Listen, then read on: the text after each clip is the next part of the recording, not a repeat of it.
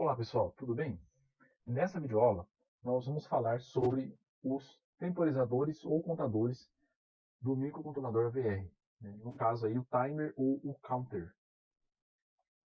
Então o timer ou counter depende da função que a gente está utilizando, né? O nosso timer ele pode funcionar como um temporizador ou como um contador. Ele tem como função aí atuar para nós como uma fonte de delay, como um contador, pode ser utilizado para poder gerar uma forma de onda ou capturar um evento externo através de um sensor, por exemplo. Então, a estrutura básica do nosso temporizador ou contador, né, no caso o nosso timer, ele tem aí como possível fonte de referência um oscilador, que pode ser um cristal, por exemplo, né, que é inserido externamente ao microcontrolador, tá? Ou uma fonte externa, né, de clock aí, que pode ser, por exemplo, um sensor, um botão para poder trabalhar com um contador, por exemplo, né? Então aí, aqui, por exemplo, aqui esse bloco representa, né, a função de contador ou temporizador. Aqui, a fonte de referência pode ser um oscilador. Por exemplo, a gente utilizar o nosso timer como um temporizador para gerar um delay, né? Então, a gente contabiliza, né, com esse timer quantos intervalos de ciclo de clock, por exemplo, a gente quer contabilizar para poder gerar um certo delay, né? E aí a fonte externa aqui, por exemplo, a gente pode utilizar ela para poder contar algum evento que acontece, por exemplo, né? E então aí essa fonte ela alimenta o nosso registrador, né? E aí conforme o comportamento dele, ele vai aí setar para nós uma flag, né, que vai sinalizar algum resultado possível que pode ter acontecido, conforme os casos que a gente vai ver na sequência. Então, os timers nos AVRs, eles têm aí de 1 a 6 timers, né? Lembrando que o timer, ele pode aí, né, trabalhar como temporizador, tá? E também como contador, tá? Então, no caso do Arduino, do Atmega 328P, ele tem 3 timers. A gente vai ver na sequência aí, o timer 0, timer 1 e timer 2, né? E aí ele tem timers de 8 bits e de 16 bits. São dois timers de 8 bits, o timer 0 e o timer 2, e um timer de 16 bits. Tá? Então a estrutura básica do timer, ela vai contar aí com um registrador, que é o timer counter, que é onde a gente vai, né, contabilizar o incremento desse timer, né? Aí vai ter a presença do timer overflow, quer dizer, a partir do momento em que a gente chega no limite do nosso timer, né, ele sinaliza para nós nessa flag, nesse timer overflow, né, que ele já atingiu o limite, né? Vamos imaginar que a gente carregou aqui o nosso timer com um valor em hexadecimal de 0. E aí ele vai incrementar, né, até chegar a FF, que é o caso aqui de o limite de 8 bits, no caso do timer 0, por exemplo, né? E aí quando ele atingir esse limite, né, quando ele somar mais um aqui, ele vai dar um overflow, né, porque não dá para contabilizar mais do que FF em 8 bits, então ele vai gerar um overflow aqui, ele volta para 00, né, e aí seta a flag, né, sinalizando para nós, né, que o incremento do timer já atingiu aí o overflow e já zerou novamente. Bom, então na sequência a gente vai ter também a presença do timer counter control. Esse timer counter control ele vai determinar para nós os modos que a gente quer trabalhar com o nosso timer. É um outro registrador. E aí, para a função, né, de comparador também do nosso timer, ele pode também atuar como comparador, não só com o estouro de overflow, né? Então a gente pode ter aqui, por exemplo, um output compare, aqui, um registrador de comparação, tá? Que aí ele vai comparar o valor desse registrador, o nosso timer vai comparar o valor desse registrador com o timer counter, E se eles forem iguais, né, conforme a gente vai ver na sequência, ele seta uma outra flag, né, agora aqui uma output compare flag, né, que aí faz referência aí à equivalência desses dois valores. Então o nosso timer seta essa flag quando ele atinge o overflow, né, e seta essa flag quando esses dois valores se equivalem. Okay? Então o timer 0 é um timer de 8 bits. Né? Lembrando que o timer 0 ele pode trabalhar como temporizador ou como contador. Então a gente tem, como é o timer 0, a gente vai ter o timer count 0. Especificando que ele vai ter, vamos sei lá, o timer overflow 0. E aí a gente vai ter o timer counter control 0A e o timer counter control 0B. Tá? Porque a gente vai ter agora nesse caso aqui, né, duas estruturas disponíveis para poder trabalhar no modo de comparação. Né? Aqui o output compare 0A, que aí ele vai trabalhar, vai comparar esses dois valores, né, do timer counter com o output compare, né, 0A, e aí se forem equivalentes, ele seta a flag do output compare flag. Né? E aí, no 0B, no OCRB aqui, né, output compare 0B, da mesma forma, né? É possível a gente fazer essa comparação. E aí, se forem equivalentes, em algum determinado momento esses dois valores forem equivalentes, ele seta para nós a flag, sinalizando que esses valores são iguais. Então percebam que essas equivalências, né, elas podem ser utilizadas por nós, para o nosso microcontrolador monitorar, por exemplo, o incremento, uma contagem, né, colocar um limite em algum sensor. Né, são diversas aplicações que a gente pode ter com essas soluções que ele fornece. E aqui a gente tem o Timer Interrupt Flag, que é aí o registrador, né, de flags, onde a gente vai, né, analisar em que estado que está o timer, no caso aqui o timer 0. Então aqui ele ilustra, né, o OCF0B, OCF0A e o TOV0. E aí para a gente selecionar, né, o clock, ou seja, a referência de tempo no nosso timer, né, a gente tem aqui no timer counter control B0B, a gente tem esses 3 bits aqui, olha. Lembrando que esse cinza com esse tracinho quer dizer que é um bit que a gente não tem acesso. Né? Esse timer, esse registrador, né, tem esses 8 bits, e é através desses 3 bits CS00, CS01 e 02, que, né, o seletor de clock, né, se a gente colocar 000, ele não seleciona nenhum clock, ou seja, ele paralisa o timer ou o contador, eles não funcionam. O nosso microcontrolador entende que a gente não está usando o timer ou o contador. E aí, para as outras demais combinações, né, ele pega o clock diretamente da fonte externa, tá?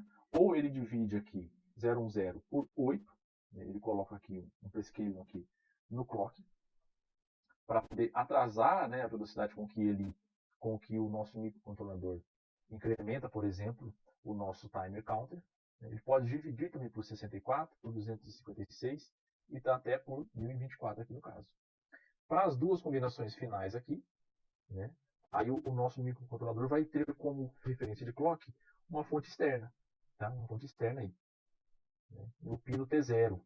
Tá? Se for um 0, então ele vai ser sensível aí ao clock de borda de descida, falling edge. Então ele vai entender que teve uma alteração, né, quando tiver um clock na borda de descida. Né? A gente tem lá os pulsos de clock, né? A referência de tempo do nosso microcontrolador. Então quando tiver, né, aqui, por exemplo, uma fonte de clock externa, então ele vai estar sensível a uma mudança externa na borda de descida. E se a gente colocar 1 nos 3 bits aqui de fonte de clock, ele vai entender aí que houve uma mudança na borda de subida. Tá? Então aqui ele vai estar sensível agora à borda de subida. Né? Então esses são aí um dos modos de operação do nosso timer 0. Então a estrutura do nosso timer é basicamente essa. A gente tem aqui o bit PSR, pode dar uma ação de clear no nosso prescale, a fonte de clock, que pode ser direcionada diretamente para o nosso microcontrolador ou passar por um dos divisores aqui do prescale. Aqui a gente seleciona a fonte de clock. Então, com esses 3 bits, a gente seleciona se o timer vai estar desligado, ou seja, né, a fonte de clock é nula. Se ele vai ter a alimentação de clock direta, né, o prescale dividido por 8, por 64, por 256, por 1024. Ou se ele vai só ficar sensível aí a uma mudança de uma fonte de clock externa. Né, que aí no caso aqui seria o pino 6 e o pino a entrada 6 e a entrada 7 aqui, né, nessa representação. E aí dessa forma a gente consegue também configurar o modo de operação do timer. Tá? A gente vai comentar aqui sobre o modo normal do timer 0, por exemplo, que ele trabalha com o estouro do timer counter, e no modo de comparação. A gente vai trabalhar esses dois modos aí, né? Mas aí, através desses bits do registrador timer counter control 0A e 0B, é possível selecionar aí outros modos de operação do nosso microcontrolador.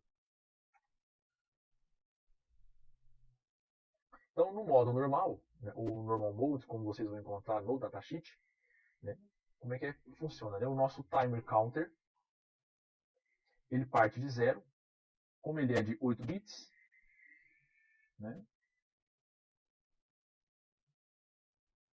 então ele pode ir de 0 até FF, né, que é aí 1. Né? Então ele trabalha incrementando de 0 até F. Quando ele chega em FF, não dá para ele incrementar mais, porque já atingiu o limite, né, do nosso timer counter 0. Né, já atingiu o limite dele, ele só tem 8 bits. Então quando ele faz, né, esse reinício de contagem, ele seta aqui o timer overflow. Tá? Então ele vai incrementando de 1 em 1, até quando chega em FF, ele seta a flag de overflow e volta em 0 novamente. Então ele vai incrementando, né, e o tempo de ciclo de máquina vai passando. Aí ele reinicia de novo, vai contando. Então cada vez que ele reinicia a contagem, ele seta a flag de overflow. Então aí como é que a gente determina, conforme o que a gente precisa para o nosso projeto, conforme a gente vai ver nas simulações, como é que a gente determina o valor a ser carregado no timer?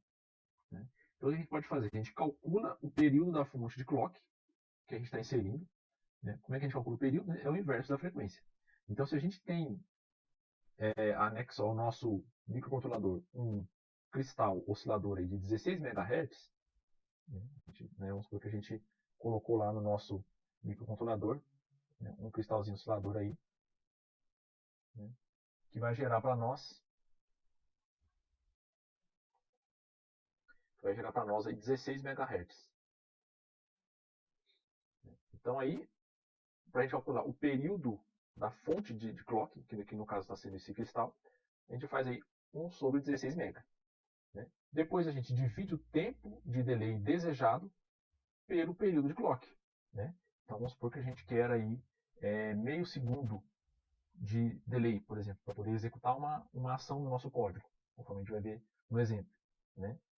Ou então a gente quer 1 segundo de delay.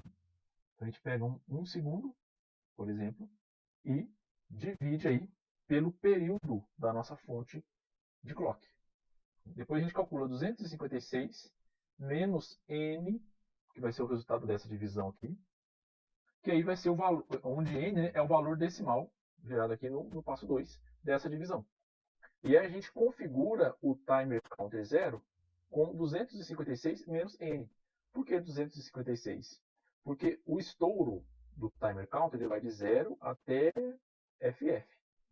A gente sabe que em decimal FF é 255.